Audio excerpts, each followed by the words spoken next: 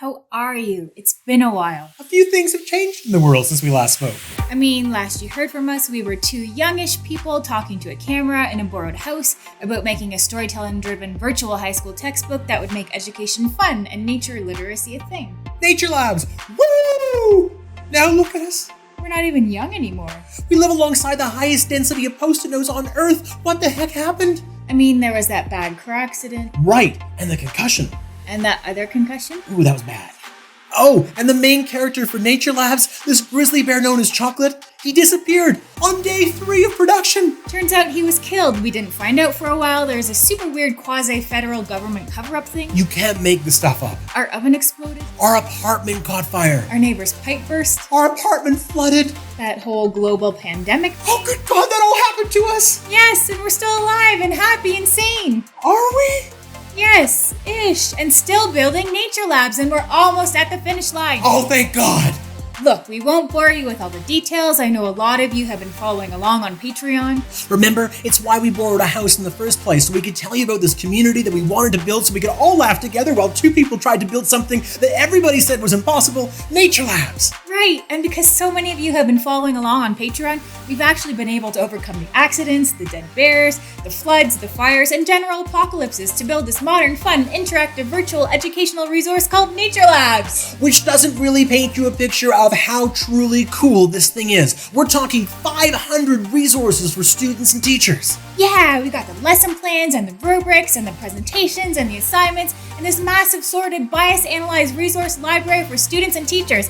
You know, the things you need to run a high school classroom. Okay, look, that doesn't sound super cool. This does. We've got 100 podcasts with former prime ministers to top chefs and literally everyone in between. And they all challenge students' perceptions and assumptions. And better still, we've got these super fun, super engaging stories that link lessons to nature and nature to the perspectives of 150 diverse and divergent citizens, and those voices to current events, and current events back to the communities where students live.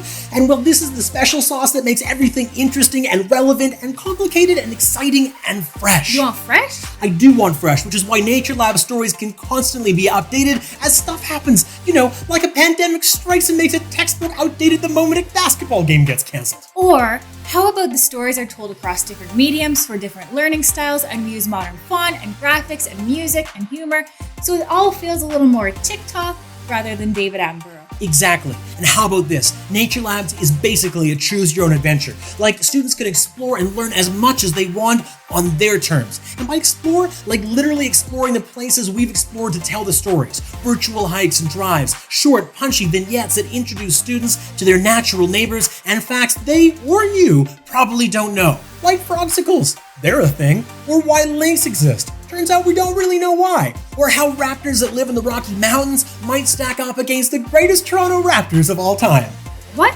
Yeah, I did that. It's a bit quirky. But anyways, we did all that, and guess what? We've also made every aspect of Nature Labs reflect the season students are learning in. That's right, no summer hikes in the winter. If it's cold outside, we got cold bringing that virtual experience to the classroom. So cold. So very cold. But here's what we're most proud of. We're doing all of this, and we've done it without accepting money from big foundations or large corporations, which may have saddled Nature Labs with a real or perceived bias. That means no one's telling us what to think, no one's telling us what stories to tell, which means every student and every teacher, no matter where they live, should see their perspectives and opinions and ideas and concerns and issues reflected in Nature Labs, and see those perspectives and opinions and ideas and concerns and issues challenged and debated. Nature Labs won't tell students what to think, but it will ask them the questions that will make them think. By using nature as a lens, Nature Labs will help students understand how our society works, how lessons learned in the classroom apply to good citizenship, and equip them with the tools to think critically and act creatively, today and every day for the rest of their lives. This is how you foster nature literacy. And this is how you create a new generation that doesn't just dream of a better balance between people and nature, but actually works to make it so in ways we never dreamed possible. This, we hope, is also how we start talking outside of our echo chambers, listening to contrary perspectives, and bridging our divides and healing our tattered democracy. But look, we're not perfect, and Nature Labs definitely won't be perfect. And pretty much every aspect of building Nature Labs could have been more perfect. We're the web designers and interviewers, the producers and videographers, the researchers and writers and editors and lesson plan makers. We're just two people learning many of these skills on the fly, and though imperfect, we're proud of how far we've come in 3 years without salary, working 15 hours a day almost every single day, no vacations, no weekends. We've hiked almost 1,000 kilometers, driven tens of thousands of kilometers, and lived in a tent for 16 months, often using equipment held together with duct tape and eating meal bars to save money, all to catalog 80 terabytes of content to tell balanced stories that will be accepted in Moose Jaw and Tillsonburg, Calgary and Vancouver. And I know it seems like we've been doing this forever, and so many of you just want to see Nature Labs already. But look, hard stuff is hard, and we're working as hard and as fast as we can to do this the right way. For you and you and you.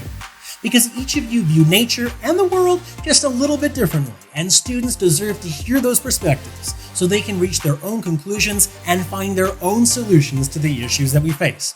So that's why this virtual high school textbook is taking just a bit longer than your average virtual high school. We're the first. What?